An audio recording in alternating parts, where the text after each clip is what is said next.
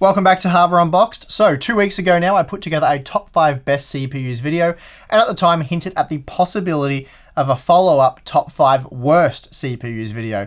I did note at the time though that I didn't really feel like there was enough bad CPUs to justify that content, but boy was I corrected in the comment section. Quite a few of you also pointed out the CPUs don't necessarily have to be bad. Rather, it could be a list of the top 5 least good CPUs currently available.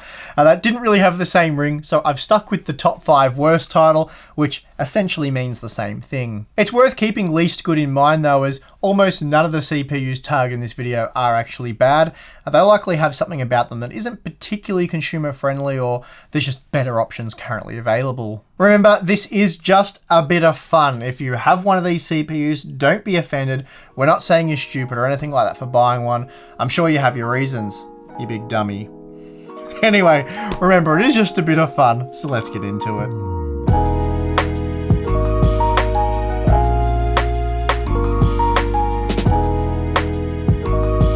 When Intel released the Coffee Lake series, or at least part of it, back in October last year, everyone was focused on the Core i7 8700K and Core i5 8600K, mostly because those are the two main parts that Intel sampled. The Core i5 8400 was also creating a bit of buzz, but I was keen to check out the Core i3 range, which were essentially 7th gen Core i5s. So I pre-ordered both the Core i3 8100 and 8350K, and this allowed me to get the first review online for these cheaper Coffee Lake CPUs. I concluded that review by saying even considering the overclocking abilities, the 8350K is a poor value proposition. Priced at $170 US, it really wasn't much cheaper than the Core i5 8400, and in fact it cost more once you factor in the price of a basic air cooler.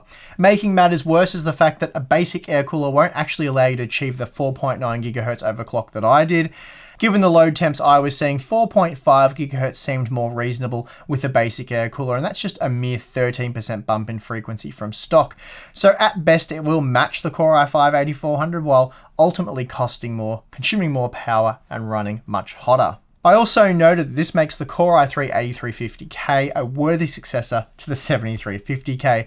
They both sucked equally in respect to their own product lines. You could argue that for those that only require 4 or less high-clocked, high IPC cores, the 8350K is the perfect solution, and while that's a reasonable case to make, I feel like for the vast majority there are much better buys to be had for around $200 US, such as the Core i5 8400 or now the Ryzen 5 2600.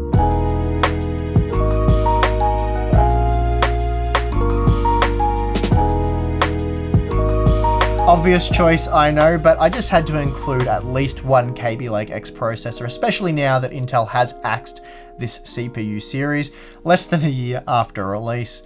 I don't really recall the last time Intel or AMD discontinued a CPU model less than a year after release. Of course, this move probably surprises very few of you, as the Core i5 7640X and Core i7 7740X were the most pointless CPUs released possibly ever. Although both Kaby Lake X models were a complete joke, the Core i5 7640X was a real rib tickler. You know that Core i3 8350K that I just finished ripping into? Well, today the 7640X is essentially that CPU on Intel's high-end desktop platform. So that means you have the ability to put what is essentially a $170 CPU on a $200 plus motherboard. But of course, unlike the 8350K, the 7640X doesn't cost $170. Nope. It costs $250 US. Boy, that cracks me up every time I say it. $250 US for a 4-core, 4-thread CPU. It's not just the price or the fact that we're talking about putting a quad-core on a high-end desktop motherboard. I mean, yeah, those two things alone are hilarious, but the real gold comes when you realize the fact that only half the memory DIMMs on that expensive X299 board can actually be populated, and you have just 16 PCIe lanes to play with, and not the 28 or more you get with a Skylake X CPU. Speaking of Skylake X, let's move on.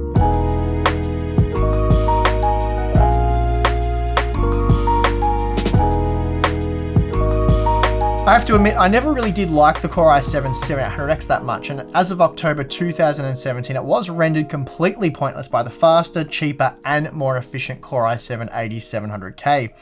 The only advantage of the 700X over the 8700K are those extra PCIe lanes, but few users will notice, or probably more to the point, take advantage of them. It's more likely that you'll see those using a Core i9 processor running multiple expensive NVMe SSDs and RAID 0, for example. Anyway, with the exception of the PCIe lanes, the 8700K really is a much better CPU, and the low latency ring bus method of connecting cores makes it a vastly superior choice for gamers. If you do want to jump on the Intel high-end desktop platform, then you really should ignore everything below the 7820X.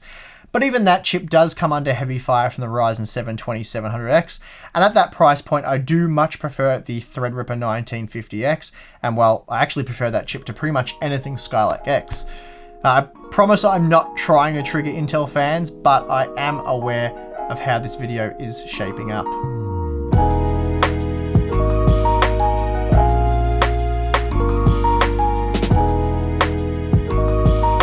Finally, a bit of AMD hate. Whew, I was worried about how this was going. I admit this one pick probably isn't really going to level the playing field, but I'm not really interested in that. I was tossing up between the Ryzen 5 1500X, Threadripper 1900X, and of course the entire Bristol Ridge lineup from 2017, which for some reason AMD refreshed on the AM4 platform last year. I know quite a few of you do like the 1900X, but for me, it's never really made sense at $450 US. There I just find it a seriously tough sell. Then we have the 4-core 8-thread Ryzen 5 1500X, and I tested the hell out of that thing on launch and found that the Ryzen 5 1400 was just a much better buy.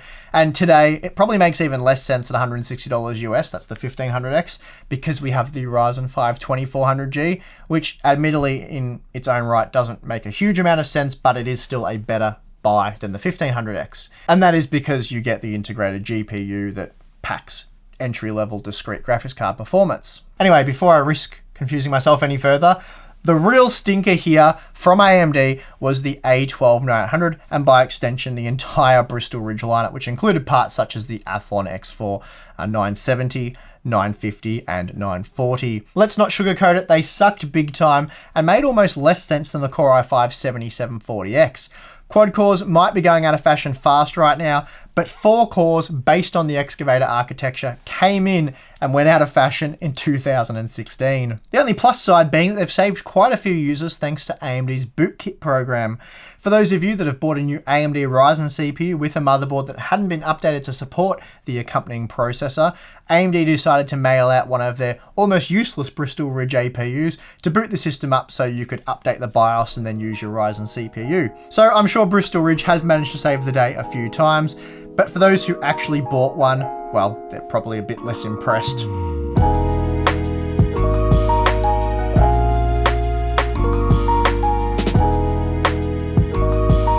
Now, this is a pick that I expect to set the comment section alight and cement my status with some as a true AMD fanboy. I know, risky stuff this, but I'm going for it anyway, and if it plays out poorly, I can always blame Patreon member Sal Kagan for talking me into it. I have to admit though, he put forth a good case for the locked Core i7 processor, and this is something I think everyone, AMD fans, Intel fans, and more importantly, those of you like myself who are just passionate about PC hardware in general, that don't want to see the consumer taken advantage of. So the key issue here is the worthless box cooler, which sees the 8700 throttle even under ideal conditions.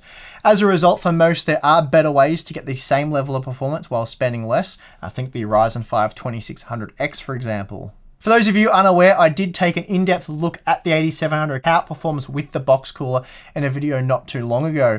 With no limits imposed by the motherboard, the box cooler will allow the 8700 to reach over 90 degrees in a room with an ambient temperature of just 21 degrees. This becomes a serious problem as most motherboards target around 80 degrees, particularly the lower end, more affordable boards, and this means the 8700 thermal throttles to maintain temperatures, and I found this reduces performance by as little as 10%, but as much as 20%. Of course, this issue can be solved with a $20 air cooler, so I know there'll be many of you that are like, Steve, what's the big deal? And well, I get that, but even so, I'm not going to let Intel off the hook on this one. They need to start pairing their CPUs with coolers that allow for maximum performance and, well, decent operating temperatures. So this pick is more about the box cooler bundled with the 6-core 12-thread CPU than it is about the Core i7 8700. Well, there you have it, my least good CPU picks for 2018. The only truly awful CPU to make this list in my opinion was AMD's A12900, and by extension the entire Bristol Ridge lineup. I mean, just imagine buying an A12900 for $110 US late last year, only to discover the Ryzen 3 2200G a few months into 2018. That's almost a worse placeholder than the Intel Kaby Lake X series. When it comes to terrible value though, the overpriced Core i5-7640X really does take the cake. That's an ultra expensive placeholder with terrible resale value. Just a handful of them have been sold on eBay in the past month, and they fetched less than $140 US. Ouch. At least the Core i3-8350K has some kind of upgrade path, but it is hard to argue that the 8100 wasn't a better investment if you do plan to upgrade to a Core i5 or i7 processor in a year's time. Then we have the Core i7-7800X, which is obviously quite capable. It just got completely mugged on both sides by the 8700K and R7-2700X, or the 2600X if you want to save a bit of money. Again, the Core i7-8700 is also a great processor. Sadly though, it's let down by the industry's worst box cooler. I mean, come on Intel, it's time to pull your finger out and come up with something better. I'm sure it won't take too long.